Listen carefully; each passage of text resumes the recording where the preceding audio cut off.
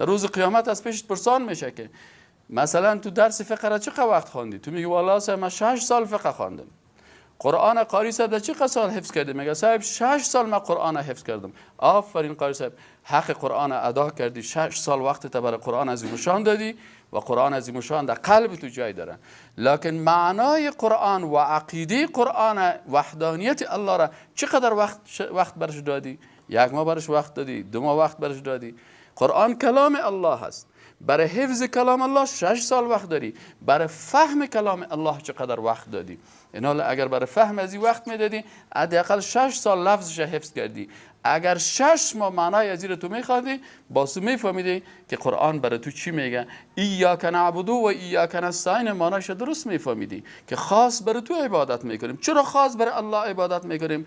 به خاطر از که اگر کدام عبادتی را برای یک مخلوق بکنیم، مخلوق در مقام خالق قرار دادیم و قرار دادن مخلوق در مقام خالق این شرک است. این شرک در عبادت میگن. اگر صفتش دادی این هم شرک است. چه قسم صفتش است؟ مثلا کسایی که پیش فالبینا میرن، پیش همین تعویضگران میرن، پیش همین جادوگران میرن، این تعویضگر و فالبین و جادوگر چرا کافر میشن؟ به خاطر که یکی از صفات خالق عالم الغیب است. عالم غیب الله است. عالم الغیب ملائکه نیستن. چرا ملائکه نیستن؟ به خاطر که نامهایی را که برای آدم علیه السلام درس داده بود ملائکه نمیفهمیدن. اگه غیب میفهمیدن باید میفهمیدن. چرا مثلا پیغمبرها غیب نمیفهمه؟ اونجا یعقوب علیه السلام است، بچه در بین چاه است، یعقوب علیه السلام نمیفهمه. اگه غیب میفهمید میفهمه بچه ما در بین چاه است. یا مثلا یه چشمایش نابینا شد، یعقوب علیه السلام پرده سفید در چشماش پایان شد و بچه از یوسف علیه السلام در اونجا صدراعظم است. حالا اگر یه علم غیب می داشت میفهمه بچه ما صدراعظم است. چرا جگر خونی کنم؟ این کل قصه های پیغمبرا به خاطر ازی هست که موضوع درس عقیده بگیریم که پیغمبرا غیب نمیفهمیدن، ملائکه غیب نمیفهمیدن، خود نبی اکرم صلی الله علیه و سلم غیب نمیفهمید. اگر میفهمید که مثلا صبح 20 نفر مرا در بین خانه میکشه، 1 هفته پیش از پیششان ببرامد. لکن همون شوک محاصرهش کردن، بعد از محاصره فهمید که این صاحب مرا محاصره کردن و میخواین بکشن.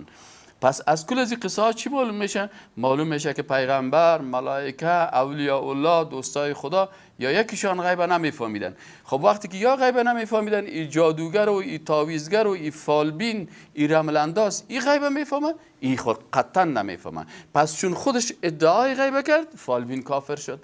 این حاله در مقابل وقتی که یک مسلمان رفت پیش ازش که کاکا جان فال مرا ببین، روی تاله مرا ببین که تاله ما چه قسم است؟ این از وقتی که روی تاله از دید، نبی اکرم صلی الله علیه و سلم میگه که اگر کسی پیش اینما تو انسان کاهن و جادوگر و فالبین و ساحر و شعبده باز و پیش از این مردما میشینه، به مجرد که میگه پیش از این 40 روز عبادت از بین میره. یعنی اگر در روزی بری پیش یک فالبین بشینی، 30 روز رمضانت که ششک روزیت هم کلش پاک صفا شف دلیت است، گلمت جمع کردی، یعنی کلش از بین رفت.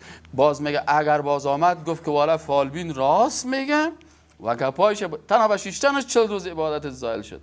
و وقتی که باز تاییدش کرد میگه کافر شده به اون چیزی که بالای محمد صلی الله علیه و سلم نازل شده و بالای محمد صلی الله علیه و سلم قرآن نازل شده. و کسی که به قرآن کافر شده گلمش جمع است. یاد تعویض سعی کنین، نشته کرده که جبریل، میکائیل پس تو را به ملائکه پناه داد. ملائکه غیر الله هست و تو میگی اعوذ بالله، اینجا به ضد اعوذ بالله عمل کردی، تو را برد به ملائکه پناه داد، کافرت ساخت و تو تاییدش کردی. چرا تو کافر شدی؟ او کافر شد نشته کرد، تو کافر شدی که تاییدش کردی. نام پیغمبر را نوشته میکنن، اکثرا تعویضا را باز کردن، نام پیغمبر است، پس تو را پناه داد به کی؟ به پیغمبر. وقتی که پناه به پیغمبر داد، پیغمبر خو الله نیست، غیر الله هست، پس تو را به غیر الله پناه داد، باز هم تو را کافر ساخت و خودم کافر ساخت. یا نامهای شیطان ها را نشته میکنم، پس تو را برد به شیطان پناه داد.